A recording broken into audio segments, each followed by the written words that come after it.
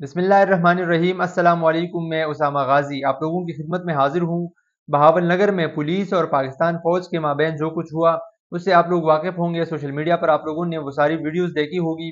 आज की वीडियो में मैं आप लोगों को बताऊंगा कि वो वाकया क्यों हुआ, पाकिस्तान फौज के जवानों ने पुलिस पर तशद्दुद क्यों किया। और ये जो इन्फॉर्मेशन मैं आप लोगों के साथ शेयर कर रहा हूँ, ये इन्फॉर्मेशन जो है पाकिस्तान के चंद अच्छे सहाफ़ी है, नहायत ही क्रेडिबल सहाफ़ी है, उन्होंने ये इन्फॉर्मेशन शेयर की है और उसकी बुनियाद पर मैं ये वीडियो बना रहा हूँ। देखिए, बहावल नगर में एक ताना है, ताना मदरसा, उसकी एसएचओ का नाम है रिजवान।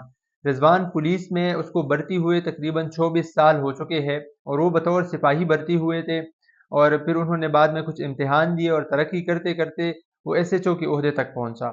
उसका एक दोस्त है अली। अली भी वो पुलिस में कांस्टेबल है और 11 साल तक इन दोनों ने, अली ने और रिजवान ने, एक साथ ड्यूटी की है। और यही वजह है कि जब भी कोई खबर आती है, कोई भी इंफॉर्मेशन होती है, तो ये दोनों एक दूसरे के साथ शेयर करते हैं।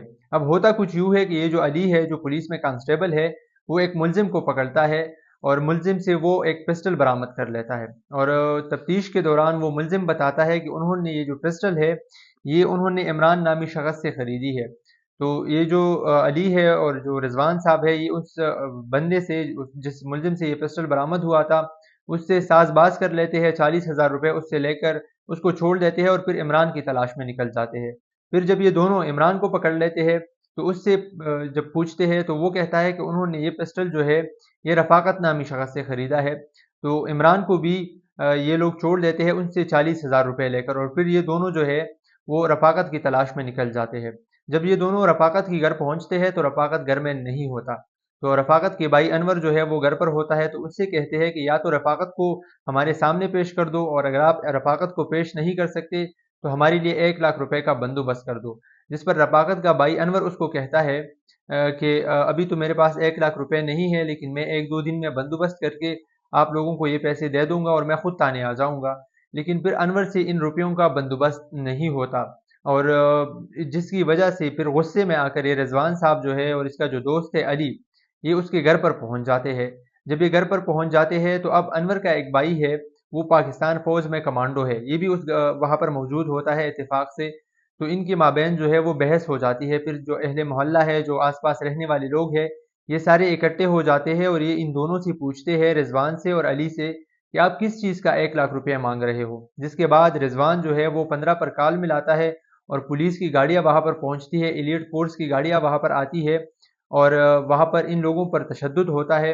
अनवर के घर वालों पर, जो अहले मोहल्ला है, उन पर काफ़ी ज़्यादा तशद्दुद किया जाता है और उनको गिरफ्तार करके थाने में ले जाया जाता है। उसके बाद होता कुछ यूँ है कि ये जो अनवर के घर वाले हैं, जो रिश्तेदार है, वो पुलिस से राब्ता करते हैं कि इन अफराद को रिहा कर दो।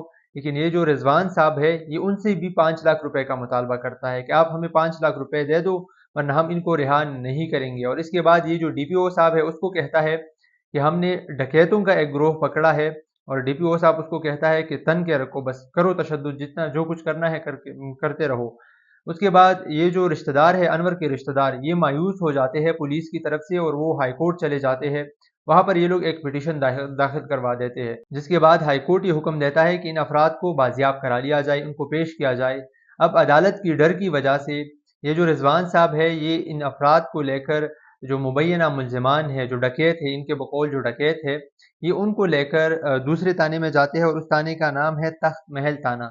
ये वहां पर उनको लेकर जाते हैं। अब जब इन अपराध को तख्त महल के थाने में लेकर जाया जाता है, तो वहाँ के जो एसएचओ है, वो जब इनकी हालत को देखता है तो ये नहायत ख़राब होती है। तो वो एसएचओ क्या करता है, वो इन सारे अपराध को लेकर बहावल नगर के सिविल अस्पताल में छोड़ आता है।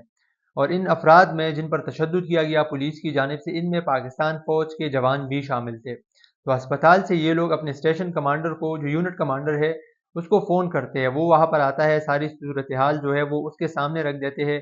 उनको ये भी बताते हैं कि उनके घर वालों पर, जो भाई अनवर की भाभी है और जो वालिदा है, जो बुजुर्ग वालिदा है, कि उन पर भी तशद्दुद किया गया है और ये सारा वाक़या वो अपने यूनिट कमांडर के सामने रख देते हैं। उसके बाद वो जो यूनिट कमांडर है, वो अपने सीनियर कमांडर से रब्ता करता है, जो उनके सीनियर लोग हैं उनसे रब्ता करता है। और फिर उसके बाद जब ये सारा मामला फौज के सामने आता है, तो वो ये फैसला करते हैं कि जो पुलिस वालों ने इन अफराद के साथ किया, ये उनके साथ वही करेंगे। पुलिस वालों ने इन लोगों पर, जो अनवर के अहल खाना है, उन पर जो तशद्दुद किया, जो पाकिस्तान फौज के जवानों पर तशद्दुद किया, اس کی کچھ شرمناک ڈیٹیلز بھی ہے۔ اس میں یہ بھی ہے کہ ان افراد کی جن پر تشدد کیا گیا ان کے حساس جگہوں میں پیٹرول ڈالی گئی۔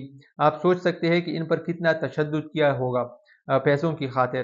اب یہ سارا معاملہ ہے جو سامنے آ چکا ہے، اور یہاں پر آپ لوگ یہ نہ سمجھیے کہ میں کوئی فوج کی طرفداری کر رہا ہوں، بلکہ یہاں پر میں صرف یہ کر رہا ہوں کہ آپ لوگوں کے سامنے حقائق رکھ رہا ہوں۔ اس کے بعد آپ لوگ خود فیصلہ کریں کہ کون صحیح ہے اور کون غلط۔ امید ہے آپ لوگوں کو یہ ویڈیو پسند آئی ہوگی۔ اگلی ویڈیو میں ملاقات کریں گے۔ اجازت دیجیے، اللہ حافظ۔